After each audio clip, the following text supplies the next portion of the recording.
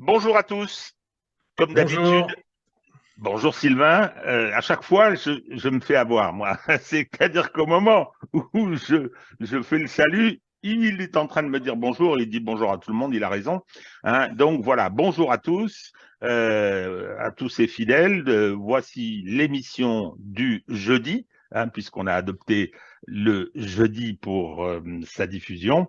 Et avec aujourd'hui une actualité assez importante dans la mesure où on va essayer de globaliser un petit peu, hein, de prendre un petit peu de hauteur, comme disent certains, pour replacer cet événement historique, ce méta-événement, le replacer dans une perspective un peu plus longue.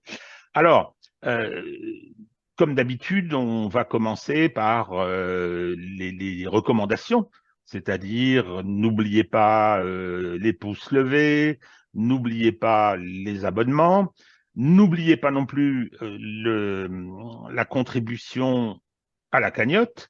Elle est importante parce que je pense qu'il faut qu'on reste dans ce système de communauté qui se construit. Alors c'est vrai que certains m'ont fait la remarque, le ratio entre le nombre d'abonnés et les contributeurs est assez faible. Et je répète ici, bon, c'est toujours un peu désagréable d'être obligé de tendre la sébille, j'aime pas ça, mais c'est nécessaire parce que pour pouvoir faire tourner cette chaîne YouTube, euh, il faut un peu de monétisation et en particulier pour la technique, pour le montage. Et pour cela, il faut avoir un petit peu de moyens. Et je pense que chacun comprendra qu'il vaut mieux des contributions, fussent-elles petites, parfois symboliques, il vaut mieux ces contributions que le système de monétisation YouTube, que je trouve personnellement très désagréable, qui consiste à avoir des publicités qui interrompent les vidéos ou au début, tout ça. Si on pouvait l'éviter, ce serait quand même mieux. Il y a également, alors là, je lui repasse la parole pour Veille stratégique et pour la bataille de Mariupol, qui n'aura pas le prix Goncourt, mais qui est un ouvrage indispensable. Vu la façon dont les membres de l'Académie Goncourt sont en train de changer, Oui, je préfère pas même rentrer dans le concours. C'est mieux pour tout le monde. Donc, pareil, hein, donc pour Veille stratégique, nous, on vous fournit des informations au quotidien. Alors, je vais tout de suite faire un petit rappel méthodologique sur le mode de fonctionnement de veille stratégique, notamment pour les gens qui nous découvrent.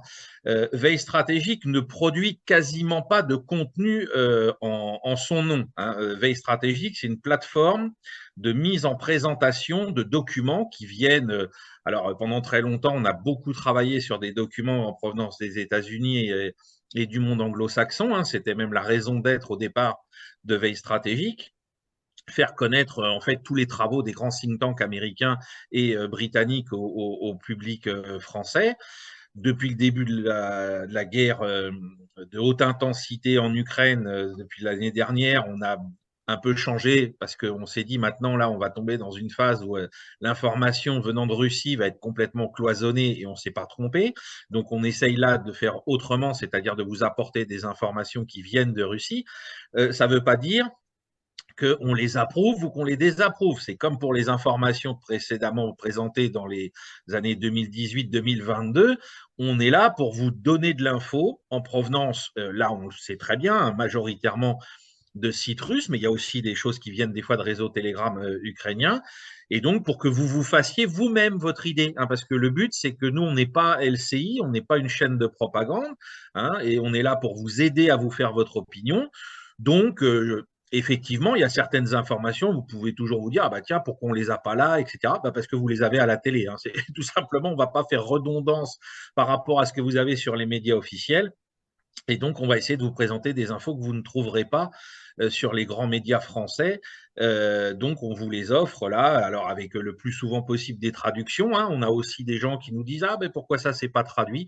Parce que si on commençait à vous demander une monétisation sur des traductions des vidéos qui sont faites en anglais, alors là, ce serait pas quelques menus euros qu'on vous réclamerait, ce serait beaucoup plus parce que ça coûte excessivement cher et qu'en plus c'est très chronophage. Donc, on préfère vous donner des choses gratuites en anglais. Faites un petit effort, hein, avec YouTube, généralement, on a une traduction qui est assez acceptable, hein, il suffit de la mettre en action, hein, c'est dans les paramètres automatiques. Et puis, ce qu'on vous demande aussi, bah, c'est de partager, parce qu'alors nous, c'est pas une question de participation financière, mais on a, par rapport à notre page Facebook, on voit bien quand on met les infos qui viennent du blog sur la page Facebook, on a des fois 200 likes, 300 likes, et on a 5 ou 6 partages de l'information. Donc, une fois encore, si vous likez, partagez, parce que c'est le seul moyen de vaincre. Alors, l'algorithme de YouTube est capricieux, mais alors celui de Facebook, pour ce genre d'informations, je ne vais pas vous faire un dessin, c'est encore pire. Donc, on compte sur vous. Et puis, bah, par rapport à la bataille de Mariupol, il est toujours disponible. Il n'est pas encore, le deuxième tirage n'est pas encore épuisé dans sa version papier. Donc, allez-y. Vous pouvez le commander directement auprès de mon éditeur, hein, chez Caractère. Et puis, j'attends toujours des retours, hein. Il y a des gens qui n'hésitent pas à m'en parler. Donc, voilà, c'est toujours très agréable, y compris si c'est pour en parler de manière critique. Tant que c'est intelligent, moi, je suis ouvert à tout débat. Voilà. Alors, la semaine qui s'est écoulée, ça a été celle qui a suivi le, entre guillemets, premier anniversaire de l'entrée des troupes russes en Ukraine, sur le territoire de l'Ukraine. Bien, donc, ce premier anniversaire a été l'occasion d'une série d'interventions, de débats. Il y a eu beaucoup de communication par les médias systèmes et il y a eu effectivement un débat sur le fait de savoir quelle position il fallait adopter quand on faisait le bilan. Quand on faisait le bilan, et donc on a vu apparaître, et Sylvain comme moi avons réagi, on a vu apparaître une espèce de nini, un dos à dos, finalement, ce sont des méchants des deux côtés, hein. Alors, méchants les Ukrainiens, méchants les Russes, d'autres concédaient que les méchants étaient peut-être aussi un peu les Américains, hein, et il y avait cette espèce d'attitude de neutralité, ce ponce-pilatisme qui était effectivement un peu désagréable. Parce que, et je reviens sur l'aspect fondamental du débat, c'est qu'il y a deux approches factuelles, juridiques, droit international en présence. Était-ce le premier anniversaire d'une agression, d'une guerre d'agression non provoquée et comme dit Emmanuel Macron qui ajoute injustifiable, ou bien s'agissait-il du 9e anniversaire d'une guerre intentée à la Russie par l'OTAN, surtout et par les États-Unis. Donc, ce débat est tout à fait essentiel parce qu'il est celui du réel. Qu'est-ce qui s'est passé? Donc, on ne peut pas évacuer, hein, et servir un discours qui est un discours qui relève soit du fantasme, soit carrément du mensonge. Par exemple, sur le fait, moi je tiens pour la thèse qui consiste à considérer qu'il y a eu une agression en 2014 avec le coup d'État du Maïdan, personne ne le conteste aujourd'hui, hein, Madame Victoria Nuland, qui est toujours au pouvoir, hein, qui fait partie des équipes Biden, avec d'autres néoconservateurs comme elle, hein, avait dit fuck the UE, hein, c'est-à-dire qu'elle avait assumé le fait de soutenir et d'organiser ce coup d'État, sans parler d'ores et déjà de son financement. Mais on a aussi Stoltenberg, le secrétaire général actuel de l'OTAN, qui reconnaît, qui dit nous sommes en guerre depuis 2014. Il l'a dit en ces termes, hein, ou quasiment en ces termes. Nous avons fourni des armements, nous avons organisé, nous avons entraîné l'armée ukrainienne, hein, alors que ce pays n'était pas membre de l'OTAN, bon sang de bonsoir. Non, non, hein, mais l'objectif était d'en faire un membre de l'OTAN et tourner, bien évidemment, contre la Russie. La Russie a considéré qu'il s'agissait là d'un acte d'agression, hein, de mettre des systèmes d'armes, de mettre des menaces militaires à ses frontières, ça constituait une agression. Et deuxièmement, que organiser une guerre civile, une répression, des massacres, carrément, hein. Rappelons-nous le 2 mai 2014, le massacre de la maison des syndicats d'Odessa. Je donne cet exemple parce qu'il est spectaculaire, il y en a d'autres. Il y en a d'autres. Eh bien, oui. Stoltenberg reconnaît que 2014-2022, ça a consisté à aider l'Ukraine à se préparer à l'affrontement. Mais ça a été aussi confirmé par Mme Merkel, confirmé par Hollande, confirmé par Poroshenko. Les trois étaient les promoteurs et signataires et parrains des accords de Minsk I, Minsk I, Minsk II, et ils ont reconnu qu'ils avaient finalement manqué à leurs paroles, qu'ils n'avaient jamais eu l'intention de les appliquer et que c'était pour gagner du temps et permettre à l'Ukraine de s'équiper dans la perspective du conflit avec la Russie. Alors moi, je veux bien que la guerre ait commencé le 24 février 2022, mais sur le plan factuel, c'est quand même un petit peu difficile de tenir cette position. Et par conséquent, le dos à dos n'est pas justifié, n'est pas justifiable.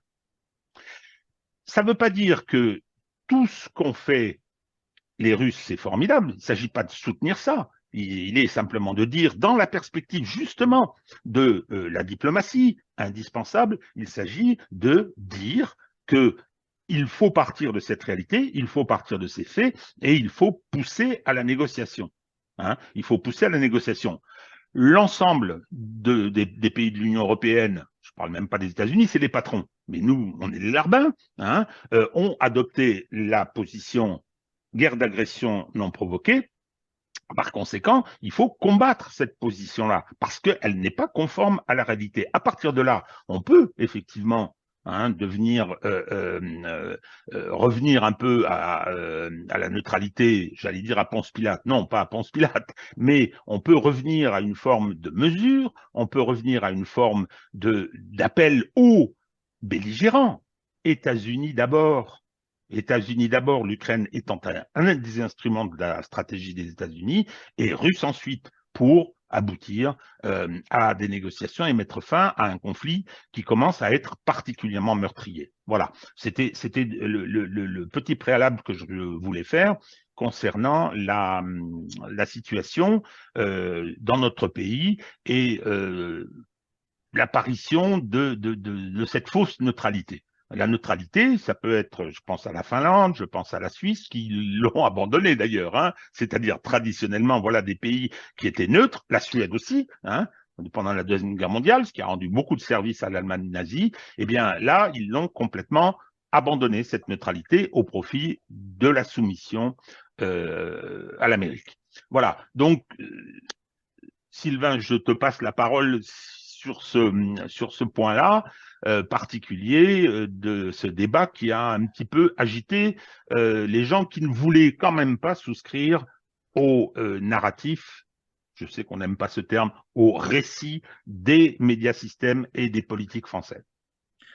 Oui, ben, on se rend compte que, alors, je pense que ça prend racine dans une fausse interprétation de la situation et de sa capacité à dégénérer sur le reste de l'Europe de l'Ouest. C'est-à-dire que, pour moi, les gens qui se placent dans le nini depuis donc à peu près une dizaine de jours sont des gens qui sont convaincus et ça les dérange personnellement, que la situation risque de s'envenimer à tel point qu'elle va rejaillir sur la sécurité à la fois de l'Europe de l'Ouest, mais bien évidemment de la France. Alors, par crainte, qui peut être légitime, enfin, les risques aujourd'hui sont extrêmement limités que cette guerre déborde des frontières de l'Ukraine, hein, et si elles doivent déborder, ce serait par exemple sur la Transnistrie avec la Moldavie, peut-être sur la Biélorussie, mais certainement pas pour atteindre les bords du Rhin.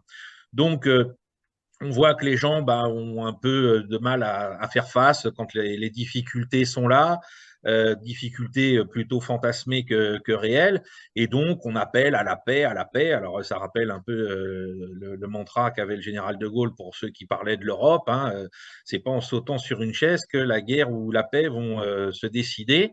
Il faudrait mieux justement commencer par se réinterroger, reposer les postulats, redire ne pas être là à nous parler du 24 février comme si c'était la date la plus importante dans ce conflit. C'est la date la plus importante au niveau méta-historique dans le déploiement que prend la confrontation entre les États-Unis et la Russie et la Chine, parce qu'il faut bien maintenant se rendre compte qu'on n'est plus dans un affrontement uniquement entre les États-Unis et la Russie.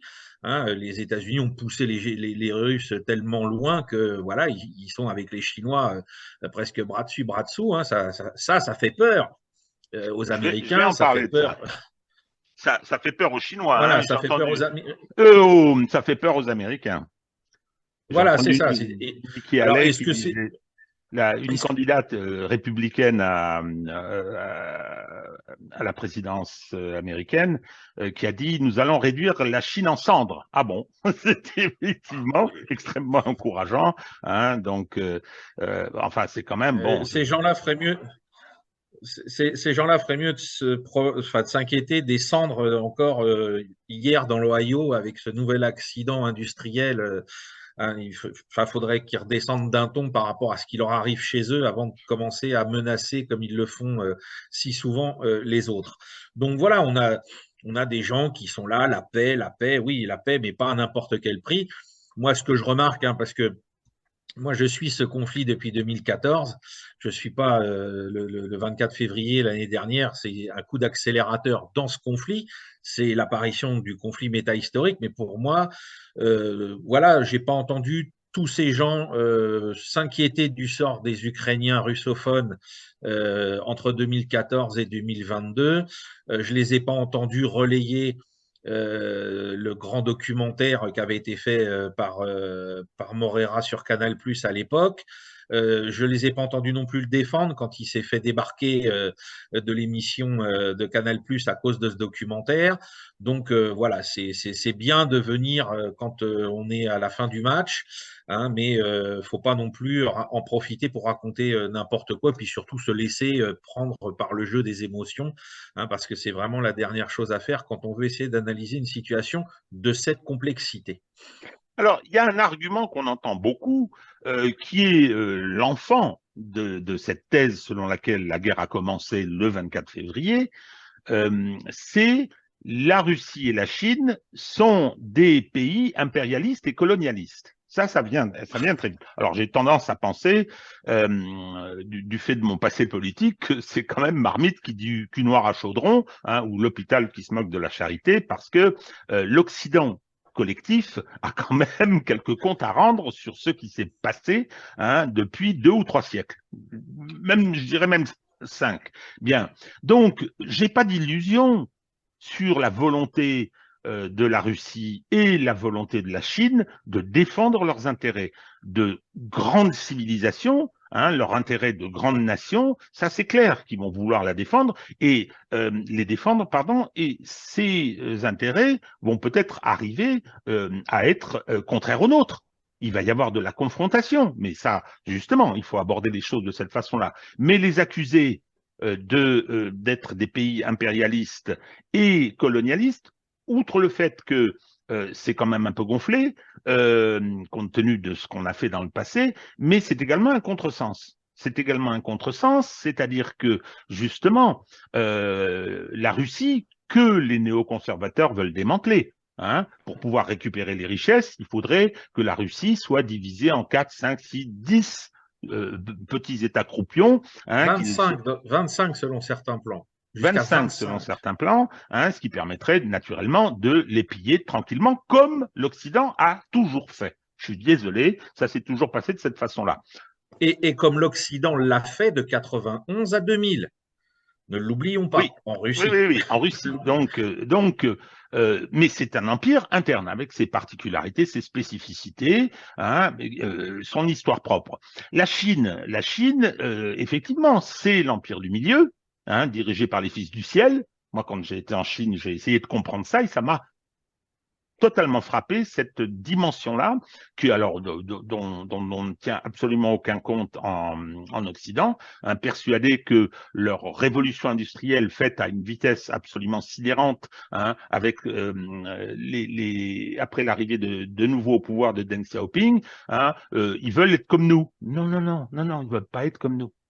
Ni les Russes ni les Chinois ne veulent être comme nous. Il faut arrêter de voir les choses de cette façon. Donc, et essayer de comprendre, effectivement, compte tenu de ces deux pays, ce qui est en train de se jouer. Alors, tu disais, et je crois que c'est quelque chose de très important, tu disais il y avait désormais un partenariat entre la Chine et la Russie. J'entendais Emmanuel Todd il y a quelque temps dire le jour où on apprendra que les Russes et les Chinois ont passé une alliance, les États-Unis seront plus qu'en grand danger. Hein. Ils courront un risque existentiel. Il a Eh oui. utilisé le terme des Russes pour parler des risques que l'Occident leur fait encourir, hein, pour dire que le risque existentiel, c'était les Américains qui le couraient. Or, il se trouve que il faut regarder la situation et malheureusement, chez nous, on a tendance toujours avec cette espèce d'arrogance et puis cette ignorance à ne pas écouter ce que disent les autres et lire ce qu'ils écrivent.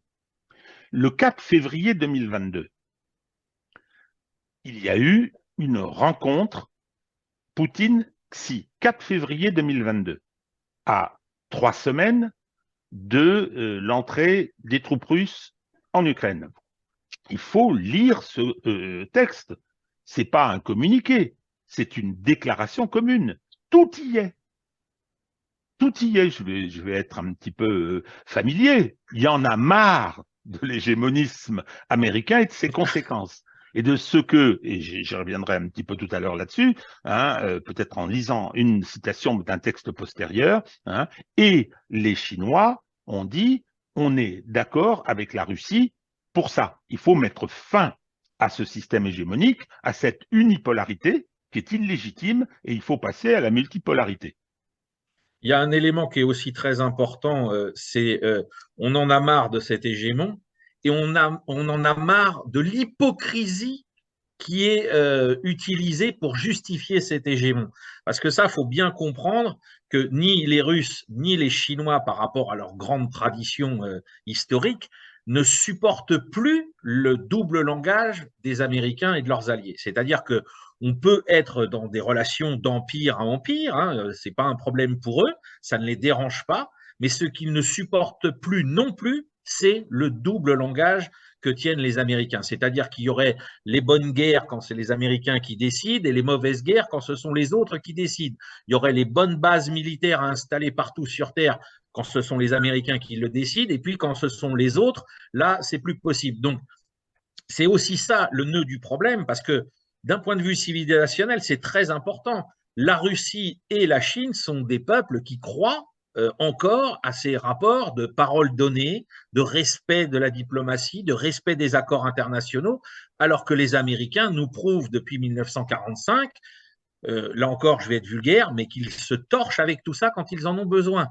Et ça fait aussi partie de ce que ce texte rejette, c'est-à-dire le monde selon les règles et non plus selon les lois. Voilà, c'est très important aussi de le souligner. Alors moi, j'ai la conviction que ce texte commun du 4 février, ça c'est le texte officiel, mais que, bon, dans le cadre de la diplomatie, hein, tout le monde ne fait pas de la diplomatie comme Emmanuel Macron en enregistrant les conversations pour ensuite les diffuser, hein, et rouler des mécaniques. Hein. Non, non, il y a des éléments qui sont de la diplomatie secrète, et je pense que les Russes avaient prévenu les Chinois de ce qu'ils allaient faire. Ça, je pense que c'est une réalité. Alors depuis, comme ça fait peur un petit peu cette alliance, ce partenariat, comme ça a fait peur, on nous raconte, ah mais oui, mais non, en fait, les Chinois sont pas contents, ils vont faire pression. Regardez, à l'ONU, ils se sont abstenus. Euh, Ça n'a qu'une seule signification, c'est que dans ce qui est en train de se mettre en place, les institutions internationales, pas le droit, pas les principes, qui sont à chaque fois réaffirmés par la Russie et par la Chine, hein, mais les institutions internationales qui étaient sous domination occidentale, eh bien, ces institutions sont considérées aujourd'hui comme sans beaucoup d'importance. La fameuse délibération de l'Assemblée générale de l'ONU, qui n'a strictement aucune valeur normative, et qui condamne l'intervention russe, l'entrée dans les frontières d'un État souverain, ce qui est normal. Il y a des pays qui l'ont condamné, d'autres qui se sont abstenus.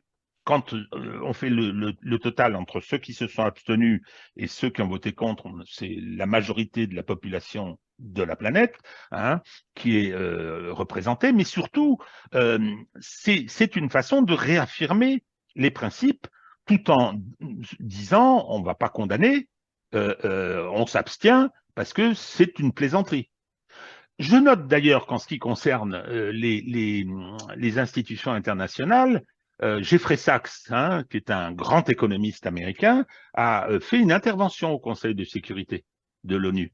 Il est venu au Conseil de sécurité de l'ONU, il a dit, écoutez, le sabotage des gazoducs de Nord Stream est un événement considérable, un acte de terrorisme international, un acte de guerre qui a été commis.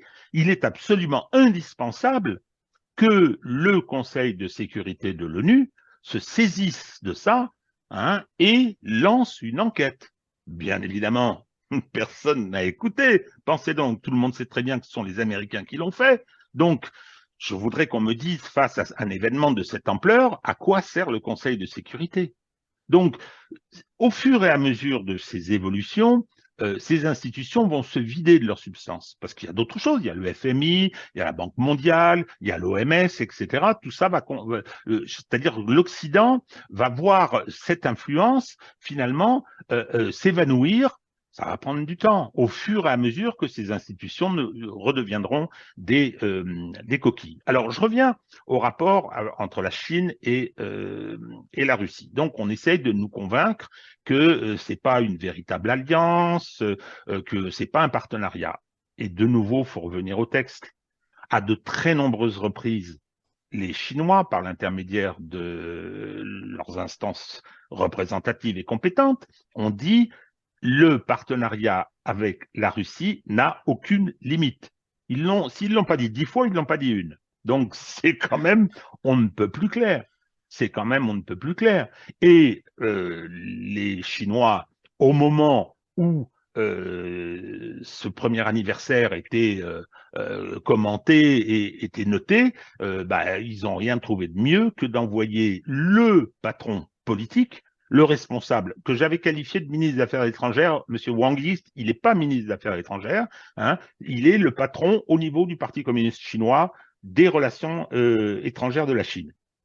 Donc, on sait comment ça fonctionne, c'est encore supérieur au ministre des Affaires étrangères. Il est venu en Russie, hein, il a été reçu un peu en grande pompe par Lavrov et ensuite par Poutine, hein, et les réseaux se sont amusés à montrer la fameuse photo de la grande table où on voit au debout, séparés par 20 mètres, où on voit Macron et Poutine, et la table, la même, hein, lorsque ce sont les Chinois qui sont venus, bah, ils étaient à 1,50 m l'un en face de l'autre, les uns en face des autres, c'était toute une délégation, donc c'était effectivement assez intéressant. Alors, les Américains essaient un petit peu là de nous raconter que faut pas que les Chinois aident militairement les Russes, leur fournissent des armes, parce que ça, ce serait complètement anormal. Bon, de la part de ceux qui déversent des On est tonnes dans de ce que je viens de matériel rappeler tout à l'heure, quoi. en Ukraine, c'est quand même.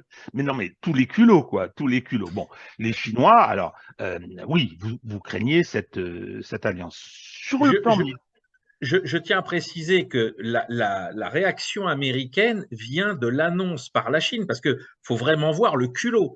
Les Chinois ont dit on va livrer des gilets pare-balles et des casques lourds à l'armée russe. Voilà l'annonce qui a fait jaillir Washington dans sa colère, c'est-à-dire que on parlait même pas d'armes légères. Non, non, les Chinois ont dit bon, ah oui, les Russes auraient besoin, je pense que c'est par rapport à la mobilisation partielle, de stocks, de casques lourds et de gilets pare-balles. Donc les Chinois ont dit bah, on va réfléchir à l'idée de vous en envoyer. Et c'est ça qui a provoqué l'ire des États-Unis. On parle même pas d'un fusil d'assaut. Hein. Faut voir à quel point le culot n'a aucune limite avec ces gens-là. Alors, je voudrais ton avis sur cette question. Moi, je pense, j'ai cru comprendre que dans ce partenariat, utilisons ce terme, il est pratique parce que chacun a sa part, c'est complémentaire, chacun fait son boulot. Bon, effectivement, la puissance industrielle de la Chine est décisive, quoique l'économie russe interne montre bien qu'elle est costaud. hein, et elle a une base industrielle militaire puissante, hein, ce qui a été un peu une surprise pour tout le monde. Mais la base industrielle, l'atelier du monde, c'est quand même toujours la Chine, hein, qu'on le veuille ou non. Mais donc, ça, les Russes en ont besoin, c'est clair. Ils ont besoin aussi de cet acheteur de leur énergie. Bien sûr. Mais sur le plan militaire, moi, j'ai cru comprendre que c'était plutôt les Chinois qui étaient dépendants des Russes. C'est-à-dire que face au piège de Thucydide, hein, sur la montée de deux grandes puissances qu'on leur envoie dans la figure en permanence, le voyage de Pelosi provocateur à Taïwan, la constitution d'une espèce d'OTAN du Pacifique avec les Australiens, les Néo-Zélandais, les Coréens et les Japonais. Hein. Donc, face à ça, l'armée chinoise, bon, a de gros moyens, mais elle n'est pas au niveau de l'armée russe. Et que les Chinois ont besoin de cette coopération avec les Russes pour justement progresser dans le domaine militaire. Alors, il faut être clair, les besoins de l'armée chinoise se tournent vers les très hautes technologies russes. C'est-à-dire qu'aujourd'hui, on l'a dit depuis le début de nos émissions, la Russie a pris un avantage assez important en termes de très haute technologie, les missiles hypersoniques, certaines avancées en ce qui concerne les communications avec des brouilleurs qu'on n'a d'ailleurs pas vu encore utiliser, semble-t-il, en Ukraine, mais qu'on avait vu utiliser en Syrie ou au large de la Syrie. Dans le domaine de l'aviation avec le Sukhoi 57 de cinquième génération. Donc, c'est surtout sur ces domaines-là que l'armée chinoise compte sur son partenariat avec la Russie pour pouvoir se mettre à jour plus rapidement, plus facilement sur ces technologies-là. De l'autre côté, les Russes peuvent tout à fait avoir besoin de l'aide de l'armée chinoise en ce qui concerne les stocks de munitions classiques, notamment pour l'artillerie. C'est-à-dire que si les Russes se trouvaient dans des problématiques sur le nombre d'obus qui sortent de leurs usines dans les 152 mm, 122 mm ou ce genre de choses, ils peuvent se tourner vers la Chine. On a dit qu'ils s'étaient même tournés vers la Corée du Nord. Alors bon, je ne sais pas ce que ça signifie. Je dis pas que c'est impossible, hein, mais pour le moment, ça a été évoqué puis on n'en parle plus. Donc voilà où se situe la symbiose potentielle entre les deux armées, l'une apportant à l'autre les besoins enfin, pas apportant, mais répondant en partie aux besoins qu'elle pourrait avoir aujourd'hui. On sait que les Russes ne sont pas avares du partage des fois de haute technologie, hein, pas de très haute, mais de haute technologie. On sait qu'ils ont des accords en cours de développement et qui seront probablement signés dans pas très longtemps avec l'Iran en ce qui concerne l'aviation. Et en échange, l'Iran fournit des technologies sur les drones ou sur les missiles à moyenne portée. Donc voilà, on est dans des choses qui sont somme toute très classiques entre des États souverains. Alors, tout à l'heure, avec Sylvain, on va parler de la dimension militaire actuelle du conflit. Hein. Il y a un des théâtres de la guerre hybride de la guerre mondiale qui pose les questions de l'évolution de l'ordre international vers autre chose que ce qu'il est actuellement, ce qu'il était. Hein, c'est-à-dire l'ordre international gouverné par les règles, hein, c'est-à-dire le système que préconisent les États-Unis depuis la chute de l'Union soviétique. Alors, avec les conséquences que l'on connaît. Ce conflit, il a évolué. Il a évolué, Sylvain va revenir là-dessus, sur le plan russe a-t-il échoué? On entend le plan russe a échoué, le plan russe a échoué, il va nous en dire un petit mot. Il se trouve que l'opération initiale, qui était une opération, le terme n'est pas idéalement choisi, mais il raconte un peu ce qu'il en a été en réalité. C'était une opération de police hein, destinée à obtenir très rapidement un Minsk III, avec un rapport de force différent et à faire acter ce que les Américains avaient refusé à l'automne 2021, à faire acter un nouveau système de sécurité en Europe, sécurité aux frontières de la Russie. Ça a changé. Ça a changé et c'est devenu une guerre de haute intensité différente. avec cette opération de police, et on a une guerre à dimension militaire tout à fait décisive. Et quand je dis décisive, c'est par les changements qu'elle va provoquer et par ce qui est en train de se produire.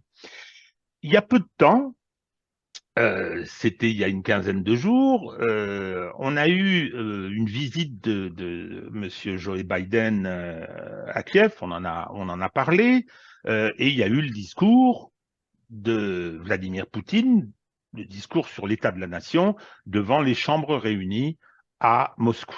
Bien, on a également parlé de ce discours. Simplement, quand on le lit attentivement, on constate que Vladimir Poutine a, quoi qu'on en ait dit en Occident, ah, c'est un discours guerrier, ah, c'est un discours ceci ou cela. Non, non, non, c'était pas ça. Il a parlé un petit peu de cette dimension-là. Il a pointé qui était l'adversaire, voire l'ennemi, hein, c'est-à-dire les États-Unis et l'OTAN, mais il a défini, concernant son pays et concernant la vision des relations internationales, le cadre méthodologique dans lequel la Russie entend se développer, hein, le cadre méthodologique d'une Russie forte dans un monde multipolaire. C'est ça le problème, et en montrant que l'affrontement actuel est un affrontement non plus parce qu'il y a un risque existentiel, mais c'est un affrontement civilisationnel. Dans le même temps, les Chinois ont fait la même chose. On fait la même chose, c'est-à-dire qu'ils ont pris acte de ce qui se passait, y compris des menaces américaines à leur encontre, hein, parce qu'ils voient aussi que ces menaces, ils se disent, on peut avoir avec Taïwan, on peut avoir une Ukraine. On peut avoir effectivement les Américains manipulant les autorités taïwanaises et essayant d'en faire effectivement une espèce d'énorme porte-avions contre la Chine. Et on constate dans leurs textes, on constate dans les interventions des uns et des autres cette effectivement volonté de poser désormais le problème en termes civilisationnels. C'est-à-dire que l'Empire du Milieu, je me répète, dirigé par les fils du ciel, aujourd'hui considère qu'il est confronté à quelque chose de dangereux pour la planète et de dangereux pour la Chine, et qu'il faut régler ce problème. Et qu'il va falloir régler ce problème. C'est pas nécessairement une bonne nouvelle, hein, parce que, enfin, une bonne nouvelle, c'est que les Chinois disent c'est l'existence même de la Chine et de sa culture qui est en jeu. Et donc, il y a eu un texte, c'est un réquisitoire. Faut le lire, hein, ça c'est le ministère des Affaires étrangères chinois, c'est sur leur site, c'est traduit, tout c'est impeccable, hein, qui est titré L'hégémonie américaine et ses périls. Ah bon, très bien. Donc effectivement, c'est encourageant, hein, et c'est un réquisitoire impitoyable, y compris comme chez Poutine, hein, on essaie de nous imposer un autre modèle. On essaie de nous imposer une autre culture en niant la nôtre. Et je peux vous dire que pour quiconque connaît un peu la Chine, y a été pour voir, hein, cette question de l'identité civilisationnelle de la Chine, c'est quelque chose de considérable. Hein, et par conséquent, vouloir le mettre en cause, comme c'est fait aujourd'hui par l'Occident collectif, c'est à mon avis une grossière erreur. Alors voilà. Oui, surtout une chose à rappeler, Régis, c'est qu'il faut bien comprendre que dans la tête des Chinois, l'Occident collectif qui propose ce changement en est à son deuxième épisode. Hein, parce que les Chinois n'ont pas oublié qu'il y a eu une première tentative au XIXe siècle.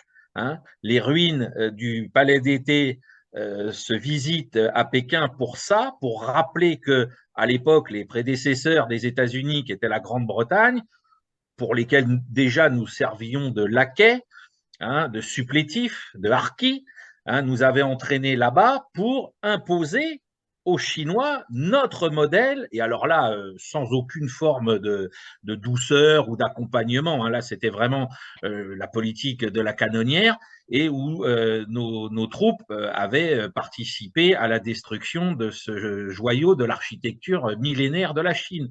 Et les Chinois n'ont pas oublié. même si c'était il y a presque 200 ans, ils n'ont pas oublié ce que nous avons fait là-bas. Et c'est pour ça qu'aujourd'hui, quand ils voient cette menace revenir de cette idée de changer leur culture, de changer le paysage immémoriel qui est le leur, tout de suite, c'est l'alerte rouge pour eux. Mais il l'appelle d'ailleurs le siècle de la honte. Hein. Le 19e, c'est le Eh siècle oui, de la honte dans sa deuxième partie. Et quand on regarde un petit peu ce qui s'est passé, quand on voit la brutalité, la violence, le cynisme avec lequel l'Occident s'est comporté, on se dit, bon sang, ils ont été patients. ah Hein, oui. à ce moment-là. Bon, donc, et puis ensuite, il y a eu le XXe siècle pour eux, où ils ont eu, effectivement, pour arriver où ils en sont aujourd'hui, ça a été un chemin extrêmement meurtrier d'ailleurs, en plus, hein, parce qu'ils ont eu le maoïsme avec ses folies. Eh bien, donc, Encore un autre élément, je rappelle au niveau historique. Euh, Au moment où la Chine a été agressée par l'Empire japonais en 1937, les deux seuls États qui ont aidé la Chine à lutter contre le Japon, c'est particulier parce que ce ne sont pas deux régimes amis, c'est le Troisième Reich et l'Union soviétique. Les Occidentaux déjà, l'Europe et les États-Unis, hein, qui pourtant à Shanghai avaient des concessions, etc., ont laissé l'armée japonaise faire son sale boulot contre les populations chinoises. Hein. Les seules personnes, les seuls États qui ont aidé à l'époque la Chine, c'est le Troisième Reich et l'Union soviétique, certainement pas les Européens. Et ça non plus, ni les Américains, et ça non plus, les Chinois ne l'ont pas oublié non plus. Hein. C'est très important de le rappeler. alors, bon, là, on vient faire un réquisitoire de l'Occident collectif, et par conséquent, je vais conclure, enfin, je vais terminer cet examen-là, qui est nécessaire face à la propagande. À la propagande, je veux dire, on peut avoir des approches différentes, on peut penser que les choses ne se sont pas passées exactement comme ça, on peut avoir des inquiétudes concernant la montée en puissance de la Chine. Je comprends très très bien. On est occidentaux, on est de ce côté de la barrière. Donc, je comprends qu'on puisse les avoir, mais entendre ce qu'on entend à longueur de journée dans les systèmes médiatiques occidentaux, le système français, je le dis souvent, étant l'un des pires. Hein. Les États-Unis, c'est beaucoup plus contradictoire que ça. Hein. Et donc, par conséquent, effectivement, là, ce que nous exposons, nos analyses, prennent la forme un petit peu d'un réquisitoire. Alors, le réquisitoire, quant à eux, voilà ce que nous disent les Chinois sur, dans le texte, l'hégémonie américaine et ses périls, hein, c'est-à-dire le grand méchant oncle Sam, hein, c'est l'ennemi. Les États-Unis, ils sont magnanimes, doivent mener une sérieuse introspection. Ils doivent examiner de manière critique ce qu'ils ont fait, abandonner leur arrogance et leurs préjugés et renoncer à leurs pratiques hégémoniques, dominatrices et intimidantes. Bon, très bien, hein, à bon entendeur. Salut. Donc, s'imaginer que y a effectivement des limites, contrairement à ce que disent les Chinois, au partenariat, j'insiste sur partenariat, entre la Russie et la Chine, c'est une erreur. Voilà, j'ai terminé sur cette petite séquence Je, sur les rapports moi, Russie-Chine. voilà, je tiens à conclure sur un problème qui est central sur les craintes que la Russie ou la Chine peuvent faire peser sur nous occidentaux. Je rappelle que ce sont deux empires à vocation, on pourrait dire entre guillemets régionale, même si pour la Russie, étant donné son étendue, ça dépasse un cadre régional tel que nous l'entendons, mais ce sont des empires qui n'ont pas vocation à se développer ailleurs que dans un espace géographique qui est connu depuis maintenant très longtemps pour la Chine et pour la Russie qui est fixé depuis le 19e siècle. Hein, les Russes veulent la paix à leurs frontières. Donc, ils s'organisent de telle sorte à ce qu'il y ait une neutralisation de l'ensemble de leurs frontières, quand on sait que les États-Unis travaillent à ce qu'entre guillemets, il y ait des foyers qui s'allument un peu partout sur l'ensemble des frontières de l'Empire russe ou de la Russie aujourd'hui, comme le faisaient les Britanniques au XIXe siècle. Et pour la Chine, c'est pareil, on nous dit oui, c'est l'atelier du monde, il déborde, etc. Alors, petit rappel historique, certains historiens du temps long ont fait une estimation il y a maintenant quelques années sur que produisait la Chine au moment de l'an zéro, hein, de la naissance du Christ. La Chine était déjà l'atelier du monde, c'est-à-dire que selon les historiens et leurs calculs, la Chine, à l'an zéro, produisait déjà un quart des produits manufacturés sur la planète Terre. Est-ce que les Ming sont arrivés jusqu'aux portes? Non. Il a fallu que ce soit les Mongols qui viennent jusqu'à nos portes, mais certainement pas les fils du ciel, comme tu le rappelais. Ils ont par contre une vocation commerciale, hein, ça a toujours été le cas. Ils aiment commercer avec même des nations lointaines. Ça, c'est pas un problème pour eux. Donc, c'est ce qu'on voit en Afrique, etc. Il n'y a pas de souci pour eux. Il y a d'autres peuples qui ont fait ça. J'en sais quelque chose en tant qu'originaire du Portugal. Voilà, il n'y a pas de volonté de conquête territoriale, il n'y a pas la volonté d'installer des bases partout sur Terre pour former une réticulation du globe comme le font les États-Unis depuis 1945, ni de la part des Russes, ni de la part de la Chine. Donc il faut effectivement observer, être vigilant, poser d'éventuelles barrières, dire voilà, ça on est d'accord, ça on n'est pas d'accord, hein, mais il ne faut absolument pas les percevoir comme l'Empire américain qui, lui, par contre, et en termes de moyens et en termes d'intention, dépasse tout ce qui a pu être fait dans l'histoire de l'humanité. Alors, je vais rajouter également quelque chose.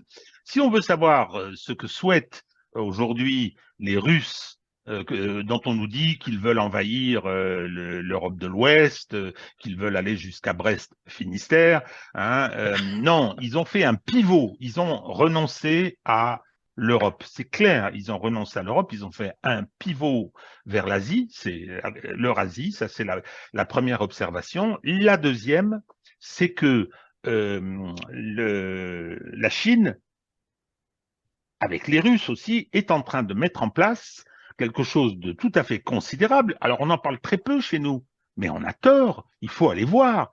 Hein, les BRI, la nouvelle route de la soie, tous ces équipements destinés à faciliter la circulation des marchandises, à faciliter le commerce, c'est quelque chose de fondamental. Et je pense que la prospérité de cette Eurasie, hein, à la suite de ce pivot de la civilisation de ce côté-là, et alors là, peut-être quelque chose de dangereux pour nous si nous n'en tenons pas compte. Hein, si nous ne prenons pas les dispositions, et je pense, je ne fais pas parler les morts, hein, mais que si le général de Gaulle était là, il aurait été un des premiers à voir cette dimension-là et à dire, il ne faut pas s'amarrer de cette façon-là à l'Occident, il faut entretenir avec eux des rapports, il faut tenir compte de cette nécessité de la multipolarité et de la fin de cette unipolarité sous hégémonie ou sous égide américaine, hein, et en tenant compte la citation, je vais la produire là parce que dans nos relations avec la Russie et la Chine, hein, au travers de ce partenariat, j'ai vu passer un t-shirt russe sur lequel il y avait inscrit si tu ne parles pas à Lavrov, tu parleras à Shoigu. Hein, Lavrov, ministre des Affaires étrangères, Shoigu, ministre de la Défense. J'ai trouvé que c'était assez drôle, hein, et qu'effectivement, il vaut beaucoup mieux parler à Lavrov. Oui, oui, c'est sûr. Alors, la guerre militaire, Sylvain. Alors, on va commencer par, comme on l'a fait là pour la partie géopolitique, à faire un peu de remise à niveau sur tout ce qu'on a pu entendre encore depuis donc le 24 février de cette année, donc depuis une semaine, parce que là, ça a été l'explosion de bêtises, de mensonges, dites Alors, d'approximation. je t'interromps, je te pose la question. Hein, Oui. le plan russe a-t-il échoué? Alors non, le plan russe, il n'a pas échoué, c'est dommage, hein. Et surtout, ce qui est catastrophique d'un point de vue intellectuel, c'est que quand on l'affirmait il y a presque un an de ça, on nous disait mais sur quoi vous pouvez vous appuyer pour justifier vos propos, comment, voilà, bon, question qui était légitime et qui pouvait être tout à fait recevable. Aujourd'hui, on se demande encore comment les gens font. Hein. Donc, la Russie a dû faire face, hein, Jacques Beau l'a encore rappelé dans une conférence que j'invite tout le monde à aller voir, là, qui est en 3 parties. Il y a les 2 premières qui sont disponibles sur YouTube. À partir du 16 février l'année dernière, l'intensification des bombardements sur le Donbass par l'armée ukrainienne est constatée, y compris par les observateurs de l'OSCE. Donc, avec la mise en puissance, enfin la montée en puissance, pardon, des troupes ukrainiennes dans le secteur, à peu près 120, 130 000 hommes qui sont concentrés sur les frontières, enfin sur le front, pardon, des 2 républiques séparatistes, il est clair qu'à un moment ou à un autre, les projets qui avaient été annoncés à la fois par Arestovitch et par Zelensky de reconquérir par la force le Donbass, l'intégralité du Donbass et la Crimée, vont devenir non plus des déclarations de principe, ni même des lois, hein, puisqu'il y a eu un décret en tout cas ukrainien qui appelait à cette reconquête, ça va devenir une réalité. Et donc, les Russes vont mettre en place un système sur lequel on peut revenir en termes de droit international pour d'abord reconnaître les républiques, pour ensuite signer des accords de soutien mutuel, et puis donc au nom de ces accords de soutien mutuel, venir à leur secours. Hein. C'est la séquence qui va prendre 8 jours entre le 16 février et le 24 février. Donc, pour les Russes, la nécessité, c'est de faire ces bombardements, donc les menaces qui pèsent sur les populations, de faire respecter les accords de Minsk améliorés, puisque dans les accords de Minsk 2, il n'est pas question de la Crimée, hein, donc il est probable que les Russes vont vouloir obtenir la reconnaissance des référendums en Crimée, enfin du référendum en Crimée, et donc ils vont lancer une opération qui, je le rappelle, je vais bientôt publier un article là-dessus dans le magazine Ligne de Front, ressemble à l'opération qui a été menée en Afghanistan en 1979, l'opération Storm 333, qui visait, alors à l'époque, je l'ai déjà dit, mais je le répète, à décapiter physiquement le régime afghan. Là, on est sur la volonté d'arriver auprès de M. Zelensky et puis de lui dire, bon, hein, on est d'accord, maintenant on va arrêter les bêtises, on ne va pas faire couler le sang indéfiniment et inutilement. L'Ukraine, bon, n'a pas voulu la solution de Minsk 2 qui prévoyait, je le rappelle, à la demande des Russes, que les populations de Lugansk et de Donetsk restent dans une Ukraine fédéralisée, qu'ils soient toujours citoyens ukrainiens, mais pour lesquels on reconnaisse le droit d'enseigner, de parler et d'utiliser la langue russe comme une langue officielle, comme ça avait été le cas jusqu'en 2014. Ne l'oublions pas. Ils demandaient un retour à un statu quo ante. Hein, ils ne demandaient pas la Lune. Hein. Et d'ailleurs, c'est peut-être là leur seule erreur, c'est qu'ils auraient pu, à l'époque, au lieu peut-être de tenter la guerre pour la guerre, on peut leur reprocher peut-être de ne pas avoir compris les subtilités du système européen, parce qu'ils auraient pu réclamer le statut de langue régionale, comme le font certains. Hein, d'ailleurs, c'est très marrant parce qu'on a vu certains, au nom de ces statuts-là, faire des référendums illégaux en Catalogne, mais là, ils n'ont pas été condamnés par les mêmes gens qui condamnent les référendums à Lugansk et à Donetsk. Petit rappel au passage. Hein, il y a des gens, c'est pareil, ils sont comme les Américains, ils ont une vision du droit qui est à géométrie variable. Double Donc, standard. les Russes lancent cette double standard. Les Russes lancent cette opération, et que nous dit d'ailleurs Jacques Beau, là, il a obtenu des précisions supplémentaires à ce sujet. C'est que selon ce que nous avions comme information jusqu'à maintenant, les négociations avaient commencé le 28 février, 1er mars l'année dernière. Jacques Beau nous dit que non, on sait maintenant qu'elles ont commencé dès le 25. C'est-à-dire que dès le 25 février, le président Zelensky accepte l'idée de discuter avec Moscou sur les bases de ce que Moscou propose, avec donc environ 130, 150 000 hommes, plus les 40 000 soldats des républiques séparatistes, comme levier de négociation supplémentaire. Donc, bien évidemment, les conditions vont être à la faveur de la Russie et des populations russophones. Donc, les négociations s'installent et Maintenant, et c'est pour ça qu'on ne comprend pas le langage qu'on a entendu, notamment de la part de Jean Lopez chez notre ami André Berkoff la semaine dernière, qui vient nous dire les Russes, plein de morgues, avec des moyens dérisoires, ont essayé d'écraser, d'envahir l'Ukraine, enfin bon, bref, je ne sais quoi, hein, de la part de quelqu'un qui pourtant est un spécialiste de l'art opératif et de l'art de la guerre en général. C'est un peu bizarre, parce que l'existence de ces négociations sont maintenant attestées ni par Jacques Beau, ni par moi, mais par l'ancien Premier ministre israélien. Alors j'attends les critiques contre ce monsieur de la part des mêmes qui nous critiquent, nous, hein, je les attends au tournant. Je pense qu'on ne verra jamais l'ombre d'un soupçon de leur part sur la parole de cet homme. Et donc on sait qu'en plus, ces négociations aboutissent le 4 mars. C'est-à-dire qu'on a un espace de 8 jours, début de l'opération militaire spéciale, et 8 jours plus tard, on aboutit à un accord que donc le Premier ministre israélien de l'époque a couvert de sa bienveillance et qu'il est prêt donc à faire accepter par les deux parties. Et il demande juste à ses patrons américains et occidentaux ce qu'ils en pensent.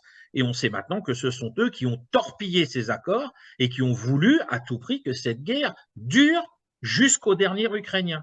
Voilà. Et dans la foulée, c'était ce qui nous avait mis la puce à l'oreille il y a un an, on apprend qu'un des négociateurs, donc qui était membre, là on a une précision sur ses qualités, qui était membre des services de renseignement de l'armée ukrainienne, hein, Denis Kiriev, est assassiné par le SBU, donc les services de renseignement tout court, enfin les services secrets ukrainiens, et que d'après ce que nous a expliqué Jacques Beau cette semaine, on aurait un autre négociateur qui lui aussi aurait été liquidé par le SBU parce que ces gens avaient participé à ces négociations et s'étaient montrés favorables à la conclusion d'un accord, bien évidemment, aux conditions fixées par Moscou, qui incluaient la neutralisation de l'Ukraine, la reconnaissance donc du russe dans les républiques séparatistes, leur autonomie, et puis bien évidemment le rattachement de la Crimée. Donc, l'opération militaire spéciale débutée le 24 février a abouti au résultat qui était souhaité par Moscou, quels que soient les revers tactiques de telle ou telle colonne, de tel ou tel aéroport comme Hostomel qui a été saisi ou pas, ça n'a rien changé au fait que le but était d'amener M. Zelensky à négocier aux conditions de la Russie, que M. Zelensky l'a fait en commençant à négocier dès le lendemain. Ça en dit long sur l'idée de résister à outrance et coûte que coûte qui était affichée à l'époque. Mais bon, ça c'est de la communication de guerre, c'est normal. Donc l'opération a abouti au résultat pour lequel elle avait été conçue. Point à la ligne. Les Russes, dans la conception de cette opération, et je pense que n'importe quel autre État aurait été dans la même situation, ne pouvaient pas prévoir des us qui datent peut-être de la Renaissance de mémoire, hein, où effectivement, vu la façon notamment qu'avaient les Espagnols de régler certains problèmes diplomatiques avec l'assassinat, personne ne pouvait imaginer et personne ne peut planifier une opération militaire en s'imaginant que quand on va avoir des négociations, le parti avec lequel on négocie va s'entretuer, parce que c'est ce qui s'est de facto passé. C'est-à-dire qu'on a des gens à l'intérieur du même appareil d'État, en l'occurrence ukrainien, qui se sont tirés dessus pour que ces négociations échouent. Ce n'est pas parce que Moscou aurait pris ou pas l'aéroport d'Hostomel, c'est pas parce que les Russes auraient perdu X chars sous les coups des Javelin ou des Henlo américains ou britanniques que tout ça a eu lieu. Non, c'est parce que au sein de l'appareil d'État ukrainien, à la demande des Américains, de la France et de la Grande-Bretagne, on a fait échouer les négociations et qu'on a liquidé certains négociateurs. Ce Alors, qui est absolument phénoménal. Je voudrais ajouter une chose concernant, bon, on s'est moqué ici de Michel Goya, qui avait titré un de ses articles, enfin, je ne sais pas qui l'a titré, mais c'est ce qu'il disait dans l'Obs, qui était le plan russe a échoué. Hein, alors ça, bon, je veux dire, on le garde précieusement, hein, parce que, mais lui, cette position, il l'exprime au début. Et au moment où il y a des places à gagner, Hein, il y a quelques gamelles chez BFM, hein, la reconnaissance par Libération, par toute cette presse système totalement soumise aux intérêts américains. Jean Lopez, c'est différent. Jean Lopez, c'est différent parce que entre-temps, il y a toutes ces informations. Et puis, par exemple, il y en a une qui est quand même euh, très importante, c'est ce que dit Arestovitch. Arestovitch, qui est un des principaux conseillers de Zelensky, un homme chargé de la communication, et qui le dit, alors il parle pas de la façon dont les négociations ont capoté, mais il dit ce qu'était l'offensive russe initiale. Ils disent, ils sont venus pour parler. Il a même utilisé le terme, c'était élégant. Enfin, attendez, c'est pas un poutinolâtre qui dit ça. Hein, c'est quelqu'un qui était membre de cet appareil-là au plus haut niveau. Et il le dit, il le reconnaît. Mais certains, hein, dont on attendait peut-être qu'une certaine compétence s'exprime, n'hésitent pas à relayer ce qui relève de la propagande. Non, le plan russe n'a pas échoué, comme Voilà. tu viens de nous le démontrer. Voilà. Et ce qui est très grave d'un point de vue intellectuel, c'est que, voilà, je reviens sur ce que j'ai dit en introduction. Si on n'avait pas encore ces éléments-là à notre portée, on pourrait encore avoir un débat.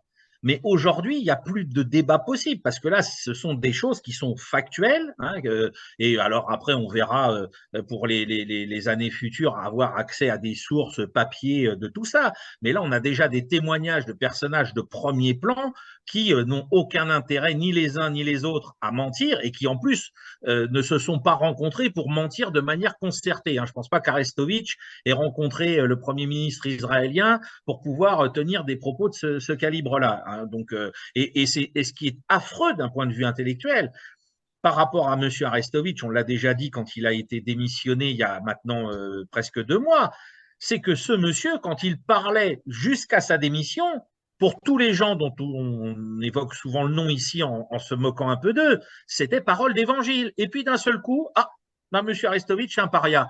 Alors ça aussi, ça devient mais insupportable.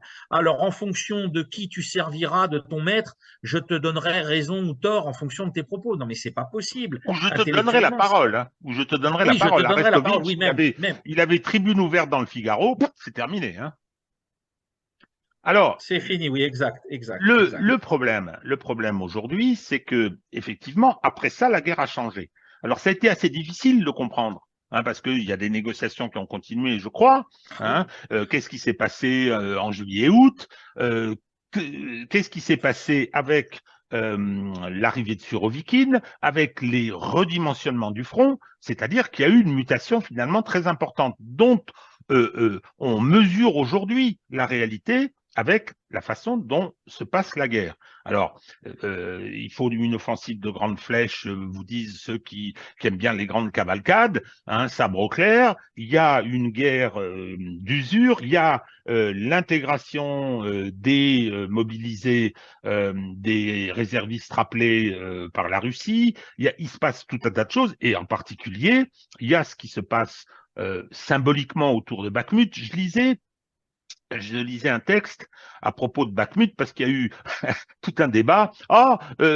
Stratégiquement, ça sert à rien. Hein, moyennant quoi, les Ukrainiens se font hacher pour garder Bakhmut. Si ça sert à rien, c'est de la folie. Hein. Et puis d'autres qui disaient non, non, non, c'est extrêmement important. Et puis j'ai vu une observation qui parlait de grandes villes, y compris de Stalingrad, qui disait ce qui fait l'importance, c'est l'affrontement. C'est l'affrontement, c'est pas éventuellement l'importance stratégique. On a effectivement tous tendance à penser qu'il y a quelque chose derrière. Non, c'est l'affrontement. Et Stalingrad, alors peut-être qu'il y avait la perte de la Volga, hein, et de la voie de navigation qui permettait d'alimenter Moscou, mais c'était pas un objectif a priori totalement décisif. Et la sixième armée s'y est perdue. Ah Elle oui, s'y est oui, bah, perdue pour des raisons de symbole. c'est Donc ça. aujourd'hui, on dit le virage, le grand virage de la Deuxième Guerre mondiale, hein, Stalingrad, ce qui est vrai, ce qui est parfaitement vrai, hein, le commencement de la fin, etc. Eh bien, c'est le lieu C'est ça. qui a été choisi par les armes, en fait, d'une C'est certaine ça. façon. Donc, mais je me tourne vers toi, mon cher Sylvain, que se passe-t-il aujourd'hui au plan militaire. Je ne demande pas qu'est-ce qui se passe, qu'est-ce qui va se passer la semaine prochaine. Non, non, quelle guerre est en train de se mener là? Alors, du coup, face à l'échec des négociations et non pas du plan militaire, les Russes ont été obligés de reconfigurer un nouveau plan pour s'adapter à cet échec pour lequel personne, mais alors vraiment personne ne pouvait dire ça va mal se terminer parce qu'ils vont s'entretuer de l'autre côté au nom de leurs patrons occidentaux. Hein. J'insiste bien là-dessus. Donc, ce redimensionnement, il a pris à peu près un mois, hein, c'est-à-dire qu'on a vu du début mars jusqu'au début avril, les Russes restaient sur des positions autour de Kiev, autour de Kharkov, etc. Et puis de Tcherniv, de Soumy. Et puis fin mars, ils ont dit bon bah voilà, on fait un redéploiement opératif colossal, hein, c'est-à-dire qu'on évacue un tiers. On va être aussi intéressé par cet aspect. Hein. On nous dit ils voulaient prendre Kiev, oui, avec un tiers du corps de bataille qu'ils ont déployé, c'est un peu bizarre, mais bon, peu importe. Donc, ils redéploient ce tiers de leur corps de bataille vers les zones les plus importantes. On notera d'ailleurs au passage que Kharkov ne fait pas partie de cette zone de redéploiement, c'est important pour la suite, et que la majorité des troupes qui sont redéployées vont être d'abord mises au repos, puis ensuite utilisées majoritairement dans le Donbass. Et là, on va changer de configuration. Alors, il va y avoir l'épisode de fin de Mariupol pendant ce temps-là, il va y avoir les épisodes à la fin du printemps, début de l'été de Severodonetsk et Lysychansk hein, qui vont tomber. On va croire qu'à partir de ce moment-là, vu les pertes qui sont déjà annoncées comme terribles pour l'armée ukrainienne, humainement et matériellement, puisqu'on est déjà dans les grandes annonces à l'époque de il nous faut tant de chars, etc., que en fait, la première armée levée par l'Ukraine pour défendre son territoire, elle est arrivée au bout de ses forces, humaines et matérielles, je le rappelle. Et que les Russes non plus, ça a été notre gimmick, non plus qu'un coup d'épaule à donner pour aller plus loin et plus vite. Or, grâce à Alain Juillet, grâce à notre camarade Bessonnet du Cercle Aristote, on voit que, en fait, à partir de cette période, hein, fin juin, début juillet, il y a des négociations qui s'ouvrent à nouveau, avec probablement l'idée d'échanger les territoires, notamment dans le secteur de Kharkov, contre la reconnaissance des conquêtes qui avaient été faites à Zaporizhzhia et à Kherson. Et puis, là encore, il semblerait que les Ukrainiens partaient pour qu'on aboutisse et que, encore une fois, les anglo-saxons, Washington et Londres en tête, sont arrivés pour dire non, non, non, on continue la guerre. Alors, il y a eu l'offensive de Kherson qui nous a pris par surprise, hein, parce qu'elle a été tellement annoncée qu'on se demandait si elle finirait par avoir lieu. On a vu qu'il a fallu tous les moyens humains de l'Ukraine, mais secondés par tous les moyens techniques et matériels de l'OTAN pour y parvenir, et que ça a été la même chose dans le secteur de Kharkov. Donc les Russes ont fait face, ils ont préféré perdre du territoire que de perdre des hommes bêtement pour des territoires qui au départ ne devaient pas être conquis du tout. Jamais les Russes n'ont eu l'intention d'annexer Kharkov et sa région à la Fédération de Russie. Ça n'a jamais fait partie de la moindre revendication de leur part.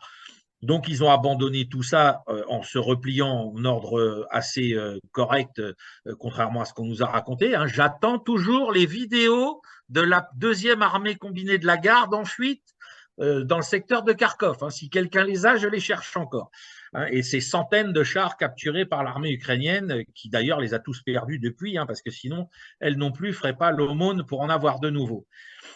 On a eu du coup la nomination de Surovikin, on a eu ce passage à une autre guerre, d'abord parce que les Russes ont commencé à bombarder les structures énergétiques de l'Ukraine. Je rappelle à toute personne sensée que quand on parle des structures énergétiques d'un État occidentalisé, regardez dans vos villes et surtout autour de vos villes, je rappelle, les transformateurs électriques sont la première cible visée par l'armée russe. Ils sont pour les villes ukrainiennes comme pour nous ici, hors de portée de nos habitations en général. Hein. Ils ne sont pas installés en plein cœur de ville. Donc c'est pour ça que beaucoup ont été touchés, beaucoup ont été mis hors circuit, mais que ça n'a pas causé, Dieu merci, des pertes importantes dans la population civile. Et les centrales électriques, c'est pareil, elles ne sont pas situées en plein cœur de Kiev, ni en plein cœur d'Odessa, elles sont en périphérie. Hein. Chacun peut le constater pour lui-même. Hein. Partout en Europe, c'est comme ça. Donc il y a eu beaucoup de bombardements. Alors, je ne dis pas que ça ne pose pas des problèmes ensuite dans la chaîne. Hein. Si vous avez un hôpital qui ne peut plus fonctionner parce qu'il n'y a plus de courant, c'est très grave. Hein. Mais il n'y a pas eu de bombardement des hôpitaux, il n'y a pas eu de bombardement des habitations de manière délibérée de la part de Surovikin à ce moment-là. On a juste dit, on va faire un shutdown de l'Ukraine pour la contraindre à négocier. Il ne faut pas être bête. Ce n'est pas pour tuer sa population, c'est pas pour faire, comme on l'a entendu sur LCI, un génocide des Ukrainiens. Je rappelle qu'il y a 500 000 Ukrainiens qui ont de la famille en Russie. Un génocide comme ça, bon, c'est un peu compliqué à envisager. Bref. Et donc, on est passé dans une autre phase de guerre. Surovikin l'a dit. On va faire une des options proposées par le grand stratège russe Svechine, à savoir qu'on va faire de l'opération défensive pour faire de l'attrition. Alors là, c'est très particulier.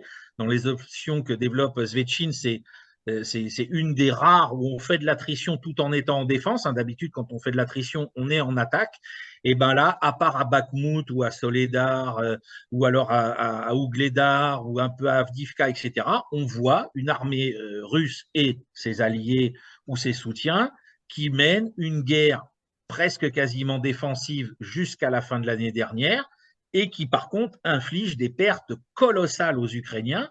Madame von der Leyen avait lâché le morceau à l'automne de 100 000 morts. Alors, je pense que malheureusement, il doit y en avoir entre 20 et 30 000 de plus aujourd'hui, vu l'intensité des combats. Et les Russes vont faire ce qu'a dit Surovikin, c'est-à-dire qu'ils vont continuer à moudre cette armée jusqu'à ce qu'elle finisse par disparaître. On est à la 10e vague de mobilisation en Ukraine aujourd'hui. On va chercher des gens de 16 ans. On va chercher surtout, là on l'a découvert, entre guillemets, grâce à Viktor Orban, de manière très cynique, les recruteurs ukrainiens ciblent principalement les minorités ethniques hongroises ou roumaines. On va chercher ces gens-là, alors qu'on sait très bien qu'ils sont opposés et qu'eux aussi, Jacques Beau le rappelait, eux aussi ont été visés par les décrets de Maïdan en 2014 quant à l'usage de leur langue, cela dit en passant. Donc là, les Russes ont dit au début de l'année, on va mettre un petit coup d'accélérateur, on va, comme l'explique notre camarade Dion, pousser les lignes ukrainiennes. Donc, c'est ce qui s'est passé à Soledar, c'est ce qui se passe à Bakhmout, c'est ce qui s'est passé dans le secteur de Kremina et Kupiansk, avec, encore une fois, une artillerie surpuissante qui continue de broyer, en encaissant des pertes, c'est évident, mais des pertes qui, par rapport au rapport qu'on a eu il y a 3 semaines, restent mesurées pour l'armée russe et ses soutiens. Voilà où on en est aujourd'hui. Alors, par rapport à ce qu'on disait au début, la première partie, sur les rapports Chine-Russie, la conception, la vision de la guerre, de la partie militaire de l'affrontement, semble-t-il, chez les Russes, mais chez les Chinois aussi, a changé de nature. C'est-à-dire que ce que j'appelle par commodité, une opération de police, aujourd'hui, c'est devenu une véritable guerre de haute intensité, où d'ailleurs, je veux dire, les Russes accumulent de l'expérience dans les conditions que tu décris. Donc, mais cette guerre, alors c'est toujours une guerre par proxy, c'est-à-dire que l'Ukraine est l'instrument des États-Unis et de l'OTAN. Pas seulement par ce qu'on leur fournit, tout un tas de compétences, qu'on leur fournit du matériel, c'est véritablement aujourd'hui, et qu'on ne vienne pas me raconter que la France n'est pas co-belligérante. Bien sûr que si, quand on entend le discours de Macron à Munich, oui, on est co-belligérants, les Allemands sont co-belligérants, alors ça commence à... les Allemands nous donnent quelques leçons de ce point de vue, c'est-à-dire qu'il y a toute une partie du monde politique et de la population qui est vent debout contre ce qui est en train de se passer. Donc, la guerre a changé de nature. Là, c'est vraiment... je ne vais pas dire que le début de l'opération n'était pas une vraie guerre, mais là, c'est une guerre d'une autre nature que celle qu'on a connue depuis 30 ans. C'est pas, c'est pas l'Afghanistan, c'est pas l'Irak, c'est autre chose. Et ça peut rappeler la guerre Iran-Irak. Il faut le noter, avec ce côté front un peu figé, avec des opérations très limitées dans les distances, et par contre qui sont très, très meurtrières dans les combats. Ouais, ça peut rappeler ça. Donc, c'est bien une guerre qui est je veux dire menée alors, par la Russie contre l'OTAN et les États-Unis et l'Europe et l'UE, hein, le vassal, les vassaux. Ça, c'est une réalité. Alors, avec une situation qui est une situation un peu curieuse pour une guerre, c'est-à-dire que la logistique et l'organisation pour les Ukrainiens se fait à l'extérieur, donc ça pose probablement tout un tas de problèmes. Hein. Il y a, Oui. il n'y a pas la possibilité je veux dire, de faire intervenir sur le terrain en dehors euh, des étrangers, hein, des mercenaires dont on nous parle, qui sont des habillages commodes, je suppose, mais ça doit pas être, ça ne peut pas être massif, ça c'est clair. Donc il y a une particularité qui est un handicap pour les Ukrainiens, hein, qui continuent malheureusement à se faire hacher, au point que j'ai entendu Zelensky dire hier, il faut que les fils et les filles américaines viennent se faire tuer comme les Ukrainiens se font tuer sur le territoire ukrainien. Ça a causé un certain émoi aux États-Unis. Et beaucoup de gens ont dit, et puis quoi encore? Bien, toujours est-il que c'est un handicap pour les Ukrainiens, mais c'est aussi un handicap pour les Russes qui ont l'avantage, eux, d'avoir des lignes logistiques, des lignes d'approvisionnement qui sont totalement sécurisées, ou presque, mais ils ne peuvent pas, Et courte, et sécurisée et courtes, courte. et courtes, mais ils ne peuvent pas intervenir euh, dans le cadre d'un véritable art opératif sur le système d'en face. C'est-à-dire que la partie logistique, la partie fourniture, la partie couverture, je pense, toutes les tentatives, on le voit bien, et il paraît que la France a été impliquée, toutes les tentatives d'envoi de drones sur la Crimée, par exemple, hein, je prends ça à titre d'exemple, effectivement, on peut pas aller abattre les avions AWACS au-dessus de la Roumanie. Hein. Non. C'est quand même un petit peu difficile. Donc, c'est quelque chose d'assez particulier. Alors, il y a quelque chose, mon cher Sylvain, c'est Wagner. Alors Wagner, Ah, oui. on apprend qu'un enfin une société privée, hein, de mercenaires, c'est pas la première. Hein, il y en a d'autres. Hein, il y avait Blackwater, je crois que c'est ça pour les États-Unis. Il y a eu les Mozart qui ont essayé, puis ils sont vite repartis. Hein, parce que bon, Oui. mais c'est quand même assez impressionnant de voir ce que peut faire Wagner. Alors, il y a des troupes russes qui interviennent, mais enfin, ils accomplissent une part importante du boulot et la partie, semble-t-il, la plus difficile. Donc, il faut quand même des moyens, il faut une organisation. Je ne sais pas combien il y a d'hommes en ligne, tu vas peut-être nous le dire, mais c'est assez surprenant quand même, cette donnée. Alors, tout ce qu'on va dire sur Wagner en termes de nombre d'individus est sous toute réserve de confirmation parce que, comme on l'avait vu en interrogeant le colonel Beau à ce sujet, les informations sont quasiment impossibles à obtenir. Alors, on a des estimations. Hein, aujourd'hui, depuis l'engagement de Wagner en décembre, enfin, le réengagement de Wagner en décembre dans une bataille de haute intensité pour prendre Bakhmout, on peut considérer qu'il y a entre 15 et 20 000 hommes qui dépendent de Yevgeny Prigojine. Et donc, je rappelle, il y a les fantassins, mais il y a aussi des artilleurs, des aviateurs, des pilotes d'hélicoptères. Enfin, c'est une espèce de corps d'armée à lui tout seul.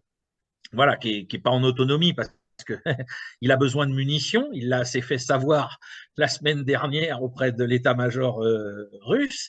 D'ailleurs, c'était très intéressant parce que le colonel Beau soulignait que les besoins en munitions de Wagner dépassent la consommation quotidienne en termes d'obus de toute l'armée ukrainienne. Donc, c'est assez terrible. C'est dire à quel point ils sont engagés dans des combats de haute intensité. Alors, on a vu une vidéo de nos amis d'History Legends nous expliquer que vraisemblablement, un des points forts de Wagner, c'est d'avoir récupéré, alors, bien sûr, d'anciens soldats russes et d'anciens officiers, d'anciens sous-officiers de l'armée russe, qui ont fini leur contrat dans l'armée russe et qui ont été attirés chez Wagner par la souplesse de fonctionnement et aussi par la rapidité de la progression dans la hiérarchie en fonction de l'expérience du feu. Donc, ça fait un des principaux piliers de l'unité. Et puis, il y a un autre pilier dont on a entendu beaucoup parler pour le camp d'en face. Hein, on nous a beaucoup dit, à nous, Français, que les légionnaires d'origine ukrainienne qui servaient dans la Légion étrangère avaient eu le droit de regagner leur pays l'année dernière pour le défendre. Eh bien, il semblerait que les légionnaires d'origine russe, voire même d'autres pays de la CEI, aient fait de même et aient rejoint les rangs de Wagner pour rester dans un cadre moins pesant que le cadre de l'armée russe elle-même. Et donc, on a des estimations, je dis bien des estimations, sur le fait qu'il y aurait au moins 450 ex-légionnaires d'origine russe qui serviraient dans Wagner et qui serviraient principalement à l'encadrement au niveau des sous-officiers, hein, j'imagine, pour pouvoir former les unités, les encadrer sur le terrain avec un savoir-faire autant, parce que la Légion étrangère est formée, bien évidemment, dans l'armée française sur les standards de l'OTAN. Donc, voilà ce qu'on apprend. Et puis, à côté, on a eu cette polémique hein, qui a duré et qui dure encore et qui ne va pas cesser, je pense, parce que c'est bien, ça sert les intérêts de certains de nous dire ils ont recruté. Alors, hier soir, j'entendais sur LCI, ma médaille hein, pour la retraite, hein, je regardais LCI. Oui, mais c'est. Hein, qui nous disait qu'il y avait jusqu'à 50 000 prisonniers qui avaient été récupérés par Wagner dans le système carcéral russe. Alors, tout le monde crie au loup, mon Dieu, quelle horreur, etc., puisqu'on avait appris que des gens ayant jusqu'à des peines de 15 ans de prison pouvaient être recrutés ainsi. Bon, voilà, le procureur général de la Fédération de Russie gère ce problème avec son bureau depuis le départ. On n'a pas eu de témoignage d'exactions commises par Wagner depuis qu'ils sont engagés sur le terrain, ces gens-là. Hein. C'est assez intéressant. C'est-à-dire qu'on nous dit qu'il y aurait 50 000 prisonniers, mais on ne nous a pas montré ni parlé de viol, d'assassinat de prisonniers, rien de tout ça. Rien de tout ça. Par contre, ce que beaucoup ont oublié, parce que moi je suis là pour faire déjà l'historien, ce que beaucoup ont oublié, c'est ce qu'on voyait il y a un an à cette heure-ci dans les rues de Kiev. Des étrangers occidentaux qui se filmaient sur TikTok, sur Instagram ou dans d'autres villes proches du front et qui disaient « Oh là là, ça va pas bien du tout là parce que les Ukrainiens ont ouvert les prisons et ont armé les prisonniers de droit commun pour défendre les villes. » À l'époque, ça ne choquait que les Occidentaux présents sur place. À la télévision en France et en Occident, on n'a pas vu de vierge effarouchée nous dire « Oh là là, mon Dieu, quelle horreur !» Et puis cet été, enfin l'été dernier, à quelle nouvelle avons-nous été confrontés? On n'a pas ouvert les portes des prisons à des prisonniers de droit commun. On a ouvert les portes des prisons à d'anciens membres d'Azov, Haïdar et Kraken, les bataillons néo-nazis ukrainiens. Et parmi eux, on avait des gens qui avaient été condamnés par le procureur général de l'Ukraine entre 2014 et 2021 pour des exactions hallucinantes contre des prisonniers issus des républiques séparatistes et y compris sur des mineurs, sur des enfants. Ces gens-là ont été libérés, on les a armés, on les a réintroduits dans les rangs de Kraken, d'Haïdar et d'Azov. A-t-on entendu sur nos antennes des gens s'inquiéter de leur retour sur le front? Quand on sait que dans le secteur de Kharkov-Izium, nous avons assisté, c'est toi qui l'avais trouvé sur Telegram, à des exécutions de soi-disant civils collaborateurs des Russes après leur départ. Hein. On se souvient, tu en avais fait un papier où on voyait des gens qui étaient glissés dans les bois, dans des fosses creusées à même la forêt. Et probablement par ces gens-là. Personne ne s'en est offusqué. Alors aujourd'hui, on peut dire ce qu'on veut sur le recrutement de Wagner, on peut être pour ou contre, c'est un débat que je conçois, mais venir nous dire, oh, regardez les méchants Russes avec Wagner, ils font quelque chose que personne ne fait, non. Les Ukrainiens ont fait la même chose de manière beaucoup moins encadrée, de manière pourtant avérée par donc, les témoignages dont je viens de parler, et à l'époque, ça n'a gêné absolument personne que tout ça ait lieu. Donc voilà ce qui est à dire aujourd'hui au niveau de Wagner. Et donc, ils sont là pour faire le boulot des troupes d'assaut, parce qu'il ne faut pas oublier que dans l'encerclement qui se joue à Bakhmout comme à Soledar, ils ont comme auxiliaires les paras russes de la 76e division aéroportée de la garde qui mène l'autre partie de l'encerclement au sud de Bakhmout, comme ils avaient mené au sud de Soledar. Et c'est en fait, les uns font de la fixation, hein, les paras, et les membres de Wagner s'occupent de l'encerclement et de la réduction des positions ukrainiennes. Voilà. Alors, sur Wagner, je rappelle ce que disent certains commentateurs anglo-saxons. Je vais citer une fois de plus Douglas MacGregor. Il dit Wagner, c'est comme la Légion étrangère française. Hein. Donc, bon, Oui. c'est probablement, ce sont des comparaisons qui fonctionnent peut-être pas complètement, mais en tout cas, c'est perçu par beaucoup de cette façon-là. Et il semble que ce soit effectivement assez discipliné. Et puis bon, il y a des particularités.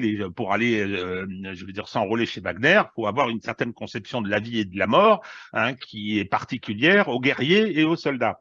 Et tu m'as raconté l'autre jour cette vidéo qui m'avait échappé, où on voyait des Wagnériens rendre hommage et rendre les honneurs à un mort en face, parce que Prigojine insiste pour que les cadavres ukrainiens soient ramassés et soient ensuite transférés à la partie ukrainienne pour qu'ils aient la sépulture qu'ils méritent.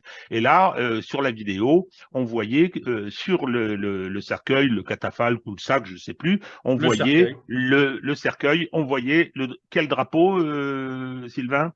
Ah bah, c'est un des éléments qui me fait penser que quand on affirme qu'il y a des légionnaires français du côté de Wagner, enfin les légionnaires russes du côté de Wagner, c'est que là, on avait un des légionnaires ukrainiens qui a été tué à Soledar par Wagner, et le gars, donc habillé en tenue de combat, masqué, etc., on est à Soledar, hein, j'insiste bien pour que les gens comprennent, on n'est pas à Aubagne, au musée de la Légion étrangère.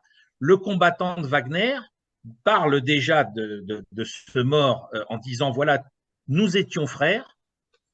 Alors ça, c'est un langage de légionnaire. Hein, la Légion, c'est leur patrie, donc c'est la grande fraternité des légionnaires. Et il sort de son gilet pare-balles le drapeau vert et rouge à la grenade d'or de la Légion étrangère, et il couvre le cercueil avec ça en disant, voilà, tu as choisi telle cause, j'ai choisi une autre, et voilà, je te rends les honneurs que tu mérites. Et c'est ça qui me fait dire que quand des gens affirment, comme History Legends, qu'il y a des légionnaires russes dans Wagner, c'est probablement le cas, parce que je ne vois pas à Soledar un magasin ou même à Moscou qui vend le drapeau de la Légion étrangère. Voilà. Voilà, bon, ben écoutez, je crois qu'on a fait le tour de nos thèmes du jour. Hein, on a fait un peu le tour de la planète avec Chinois et Russes et la nature de la guerre qui se déroule en Ukraine, qui n'est pas finie. Verrons-nous une offensive grande flèche? À chaque fois, on pose la question.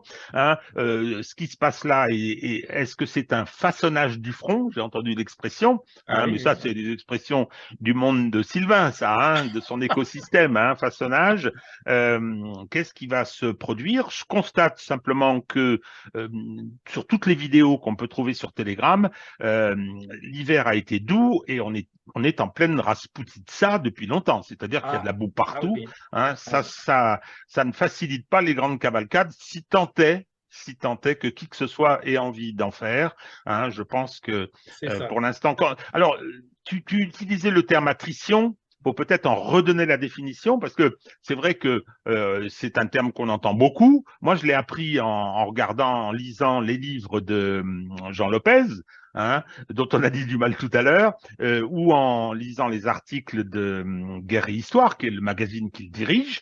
Mais donc, quelle est la signification du terme attrition? Ah bah, c'est la destruction par, entre guillemets, un phénomène d'usure, hein, de répétition de la force adverse sans qu'on ait forcément besoin d'utiliser la manœuvre. Hein. C'est-à-dire que c'est le feu qui va opérer la destruction bout par bout. Hein. C'est pour ça que le terme d'usure est plutôt utilisé en français que le terme attrition. C'est-à-dire qu'on va détruire bloc par bloc, par les feux, hein, j'insiste bien, le dispositif de l'adversaire. Et c'est ce que confirme l'emploi par les Russes dans des proportions qui sont celles des grands conflits du XXe siècle de leur artillerie. Hein. Il n'y a pas besoin d'aller chercher très loin. Ah, j'ai un petit souci d'internet là. On a une petite coupure.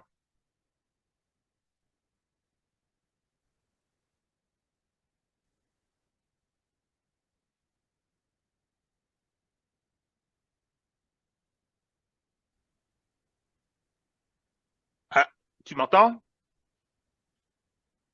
Ouais, je t'entends, je te vois, Ah il n'y a pas de bon, non, problème. il y a eu une petite coupure. Je vais essayer de nous en débarrasser, mais je ne suis pas encore très au point. Mais de toute façon, on avait terminé. Donc, on va saluer nos amis, Ouais, hein, nos auditeurs, leur dire à la semaine prochaine et de continuer à aller vers les bonnes sources dans un conflit qui, malheureusement, génère un brouillard qu'il est parfois difficile de dissiper. C'est ce qu'on s'efforce de faire. À c'est bientôt. ça. À bientôt.